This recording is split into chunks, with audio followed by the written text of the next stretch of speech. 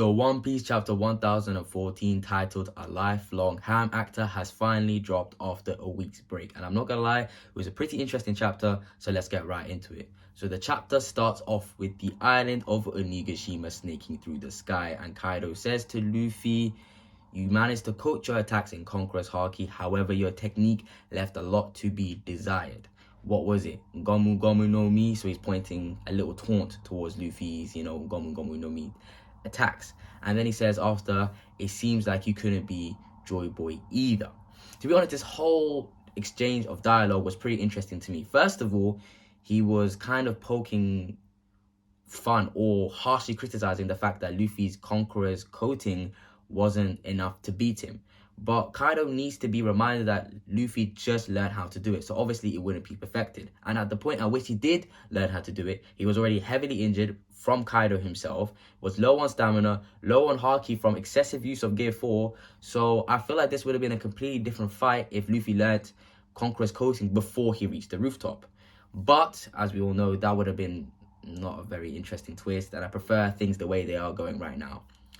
I'm a bit surprised at the fact that no one has caught Luffy before he reached the water. It seems like Luffy has fully, delved into the water, and as a Delphi user that is right now unconscious, who's going to save Luffy? So obviously it's going to have to be some sort of underwater creature.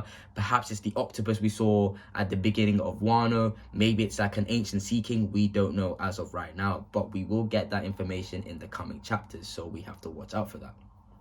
After Luffy has fallen into the water, Kaido gets a convenient call from Bao Huang, who's kind of like his CCTV or his surveillance footage that lets him know what's going on around the entire island of Onigashima. And she says that she's finally located Momonosuke. So for Kaido, this is good news. Now that he's destroyed Luffy, the scabbards are kind of done. All he has to do is kill Momonosuke and Wano will be completely his. There won't be any future rebellion. And he also adds to Bao Huang on the receiving end, "Announced the result of my fight against Straw Hat Luffy to the entire island." So that way, obviously, if everyone hears that Luffy's lost, morale will be low because he was the main man for the job, wasn't he? Kid has been separated and gone to fight Big Mom, so the guy that was going to fight and defeat Kaido was meant to be Luffy. If everyone hears that Luffy's been defeated, well, obviously, it won't be great for morale. So we move on to the third floor of the castle floor, where young Master Yamato is going on a rampage, and it seems like her idea of pretending that Momonosuke is inside her kimono with her is seemingly working, because that's what the enemy seems to believe. And the enemy is also surprised there's no shackles around Yamato, because Kaido has kept her essentially chained up for the vast majority of her life. So now that she's free, she's completely destroying everyone around her. And she's also screaming, "I am Odin," etc., etc., like we all know her to do.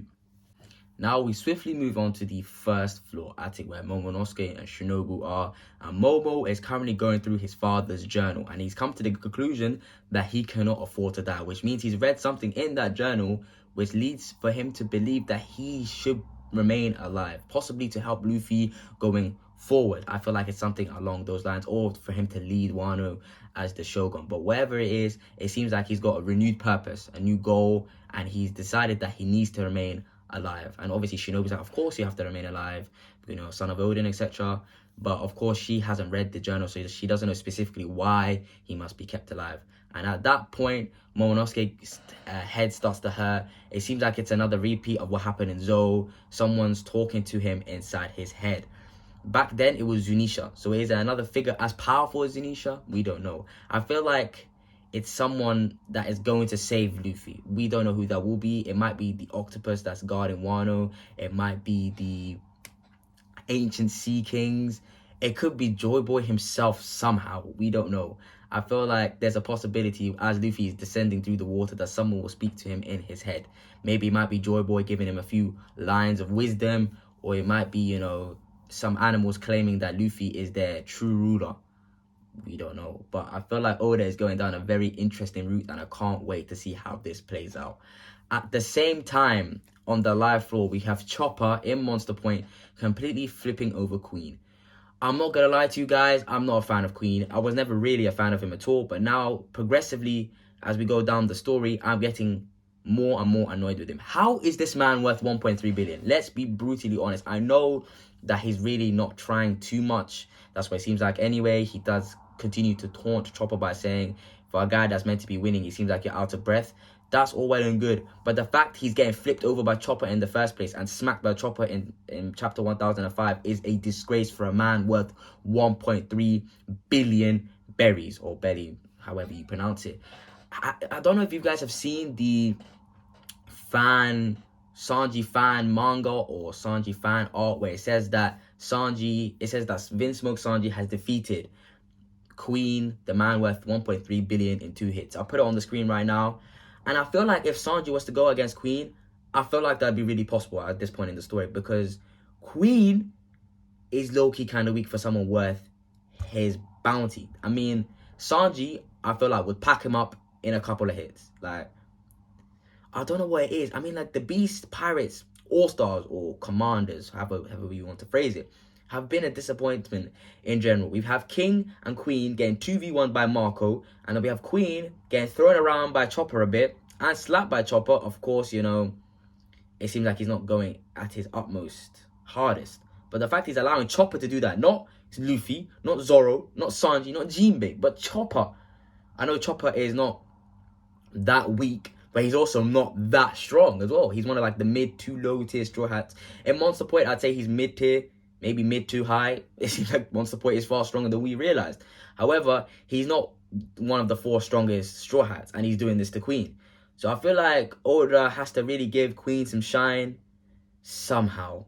I know he's firing off a laser now and again, you know, but it's not enough for me. The guy's worth 1.3 billion. I feel like his plague antics, you know, as you know, his nickname is, you know, Queen the Plague. I feel like his plague is a vast majority of the reason why his bounty is this high. However, I feel like his combat prowess should be a lot higher than what it is. I don't know, that's just my opinion. I don't know if you guys are also disappointed with him. Let me know in the comments if you are. So we have this whole sequence with Queen and Chopper and Perospero, who's finally pulled up, and he's like firing candy arrows from the side and doing his thing, just messing around, trying to cause as much mayhem as possible. And then we get a small little conversation, a flashback from when Caesar was still with the Straw Hats, and he says to Chopper, gigantification for 3 minutes alone is pretty pitiful. And I agree, 3 minutes is not much.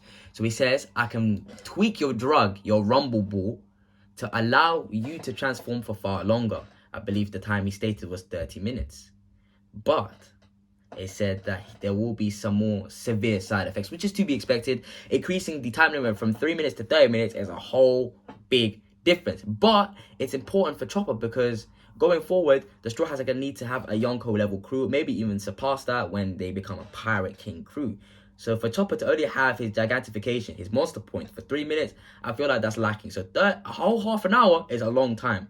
However, I feel like Chopper is reaching the limits with his monster point, because he's realizing no matter what he does, he's not doing too much damage. Is this the point where Chopper finally gets armament haki? I don't know. I feel like monster point plus armament haki for Chopper would really propel him up the rankings of Straw Hat strength. I feel like he'd go up to number 5. I feel like, yeah, he'd be stronger than Frankie, Brooke, Robin, and obviously Nami and Usopp. Maybe he could reach that top 4. I'm not too sure, because this monster point seems like quite a dangerous little trick of Chopper's. So we finally get a Queen named attack named Black Coffee, and it's just this laser, like I mentioned before, coming out of his mouth. Chopper seems to dodge it. So, I mean, is this all Queen really has to offer? I know I'm digging into Queen a lot, but I can't leave the guy alone because his bounty is so big. Like, his bounty is more than Katakuri's, and Katakuri was a nightmare matchup for Luffy. Like, let's be honest, that guy was, especially at the beginning of the fight, was far stronger than Luffy. As the fight went on, Luffy was starting to catch up, and I feel like at the end, Luffy won by willpower, let's say. You know, Katakuri had no longer the will to fight. People see that or interpret that as him letting Luffy go. Possibly you could say that, but at the end of the day, Luffy was the one who got up and Katakuri was the one who stayed down. And this man Katakuri was worth 1,078,000,000, and Queen is worth 1.3 billion. So there has to be some sort of, he has to have more. That's what I'm saying. If he doesn't, then, you know, but we're yet to see a hybrid form, so I'll wait for that before I make my final judgment on Queen. But so far, he hasn't been too impressive. So we finally get the Marys from Bao Huang. You know, the Marys are kind of like her way of, you know, doing her communication throughout the entire island. Obviously, she can't like scream the results of the fight with Kaido, so she has these little Marys that scar around the different parts of the castle, so everyone can hear it. And then she announces the results. So Bao Huang says that we have news for everyone on the island of Onigashima. The battle between Kaido and Mugiwara no Luffy, the rebel with the highest bounty, has ended, and Mugiwara no Luffy has been defeated, or Straw Hat Luffy has been defeated. And there were varying reactions throughout the whole. Chopper immediately says, Luffy lost? Impossible, which I love. I love that, Chopper. You're really growing on me, man. I've always liked you, but you're really going up there in terms of character rankings. Then we have the other, various fodder saying, Luffy Taro, Luffy Taro.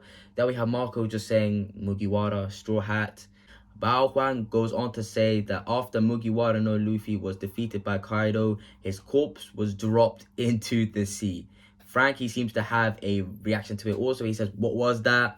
Bao Huang continues to then say that the samurai of the Kozuki clan have failed, and that if anyone wants to fight Kaido, they can technically do it, but she's kind of taunting them by saying, do any of you have what it takes? However, she then goes to say that if you swear fealty and loyalty to Kaido, he will let you go, essentially. But Kaido right now is coming to oversee cleanup, which is to get rid of all the small fries. So he's probably going to give them an option: swear loyalty to me, or die, or be imprisoned. And obviously, at this point, I feel like people will just rather die. Obviously, the small percentage will just join in, but I feel like the vast majority would want to die. At the end of the day, this was the last battle for the future of Wano, kind of. This is the end-all, be-all battle. It's if this alliance wins, Wano is free. If Kaido wins, Wano is going to be imprisoned for however long he decides to reign over it. And there was also some more reactions here. I particularly like Sanji's and Zoro's, where they say, screw it, I'm not swearing loyalty to them, to Kaido specifically. These two, I knew they'd be like this, and it just goes to show why I love them so much. They are only loyal to Luffy. A lot of people get onto Sanji for his whole antics in Whole Cake, but let's be honest, that was a feat of loyalty as well. It was just not a traditional one. It wasn't like Zoro's, who's like, I'll put my life on the line for my captain, like a thriller bark, which Sanji also did, let's not forget. But Sanji, by, kicking and kind of beating up Luffy, he was trying to protect him. So Sanji is just as loyal as Zoro is. We need to remember this. We then see a couple of other reactions. We see Law, who doesn't really say anything, but his face looks a bit panicky and a bit angry at the same time. I feel like it's a whole mixture of emotions. You can't really put one on it. Tama seems to be crying, says, oh, big bro Luffy, Usopp and Nami don't really say anything, which is surprising. Maybe they don't believe in the news that Luffy has died. Robin kind of looks towards, well, we don't know where she's looking towards, but probably towards the Marys, and she has her own reaction. She's, typical Robin, she's not really showing too many emotions on her face. She doesn't say anything either. And Brook, we can't really see his reaction either. But now we know how the Straw Hats have reacted in general. For the vast majority of them, it seems like they can't believe that Luffy lost in the first place, which is why I love the Straw Hats. I really do love them. Chopper was like, Luffy losing, that's impossible. Frankie seemed a bit angry. Robin didn't really say anything, neither did Brook. Nami and Usopp also didn't really say anything, but Zoro and Sanji said, screw it. They are the type of guys to just die for the sake of Luffy. They'll die avenging Luffy. These guys will probably just run around crazy and, and probably get themselves killed, but at least they'll take out a couple of big hitters with them. We also see Kid's reaction. So Big Mom saying, did you hear that, to Kid? And then Kid's like, why do I care about what happens to that moron? Deep down, I feel like he does care though. That was his main rival. I feel like if Kid loses Luffy, it will definitely hit him. Right now, of course, he can't allow it to affect his fight. But I feel like afterwards, he'll, pay respects to Luffy. Obviously, Luffy isn't really dead. He's the MC. But I like how this is all playing out. So we go back to the passage leading up to the attic where Momonosuke is, and we see Kanjuro again. I truly think there's something wrong with this guy. He just won't leave us alone. But, he's here, so he's probably going to go up the passageway, up to the attic floor. And Momonosuke is still bugging out because he's hearing those loud voices in his head, and he's telling Kinemon, tell everyone, but he doesn't continue to finish the sentence. I believe what he was trying to say is tell everyone that Luffy is still alive. Some voice has told Momo that Luffy's fine, and it's probably the person that saved Luffy. Who saved Luffy? We don't know. You can put your own theories in the comment section below.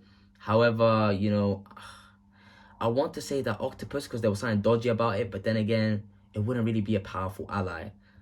Basically, what I'm just wanting to happen is that there's going to be a couple powerful allies that help Luffy out. But as long as Luffy gets saved and, you know, he gets healed a bit, I'm cool with that because he can come back possibly with something new and finally slap up Kaido. Kanjo then turns into Odin once again, and, you know, Momonosuke gets a bit happy. He's like, "Father!"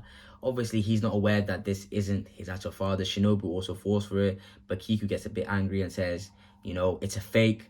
Kinemon covers Momo's eyes, you know, obviously even if it is a fake Odin, he's not going to want to see his dad get killed by Kiku.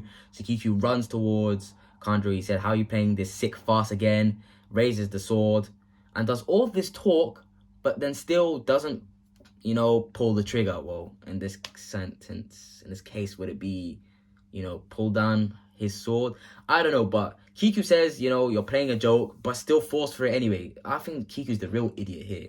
I know that's harsh because Kiku has a lot of great memories with Odin, you know, Izo and, you know, Kiku together were, you know, taken in by Odin, you know, training to become samurais, etc., etc. So Kiku has a lot of great memories with Odin. However, knowing that this isn't the real Odin, you still fell for it. I don't know about that. If it was me personally, I wouldn't fall for something like this. And it seems like we're getting the first major pack of the scabbards. It seems like Kiku's done because Kanjo ends up stabbing Kiku right through, you know, the center of his body. I'm not really sure if he can recover from that. I know Oda doesn't like killing off characters.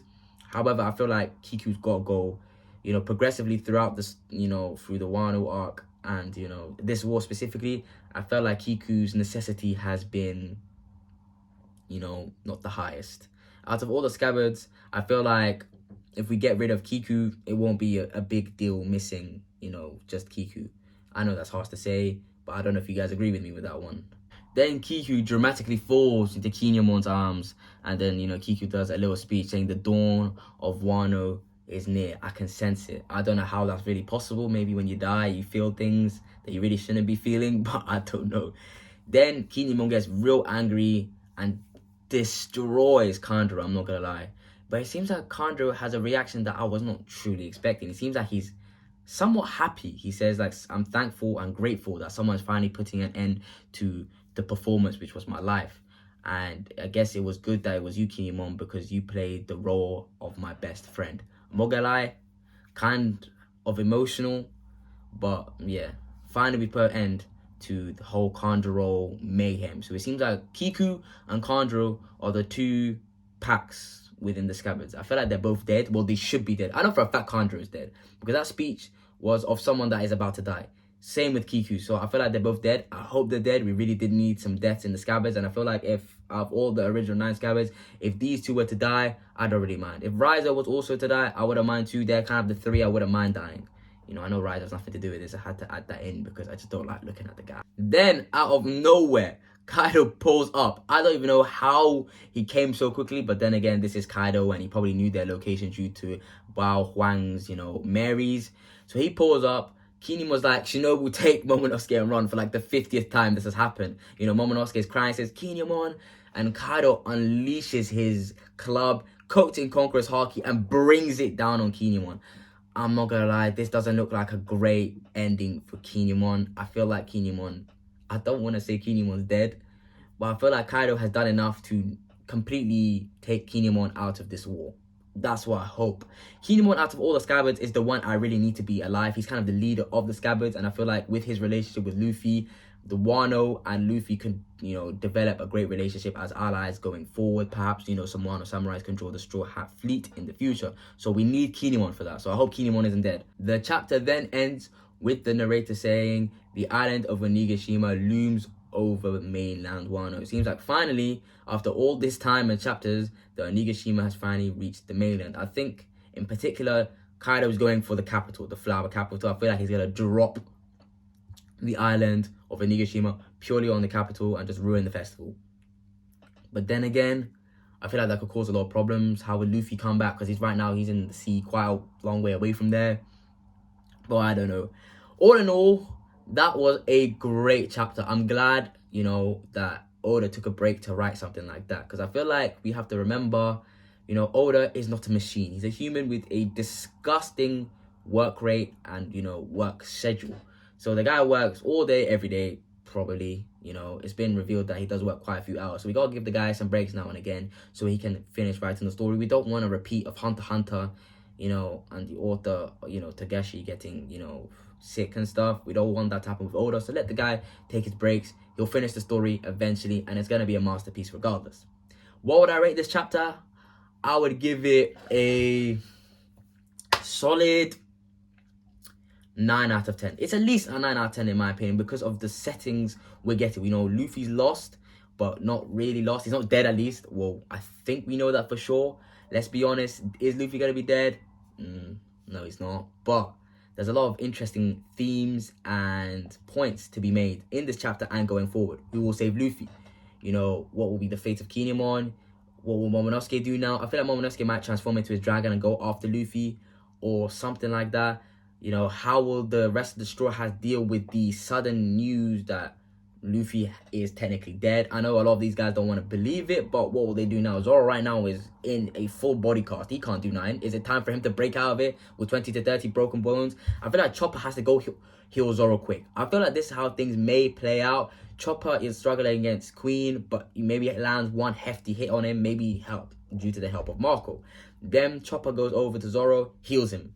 Bang. Now we've got a little Zoro back in his prime with Sanji. And now Sanji-Zoro duo is going to mess up the life floor. They're going to take over completely. But then, once Kaido comes up, I feel like that's the time for Luffy to re-enter screaming, Kaido! Yeah, and everyone hears it throughout the whole castle and gains back their morale that their main man, their leader, Mugiwara no Luffy, is still alive.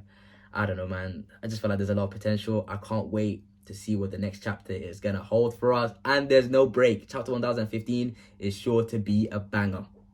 And guys, don't forget to like and subscribe and all that great stuff. You know, I had a lot of technical issues with my camera and stuff. You know, I've sorted those hopefully, so some more content will be coming, so watch out for that, guys. I appreciate everything you're doing for me. Go follow me on TikTok as well, the 25th King, if you don't already. I feel like most of you are from there anyway, but yeah.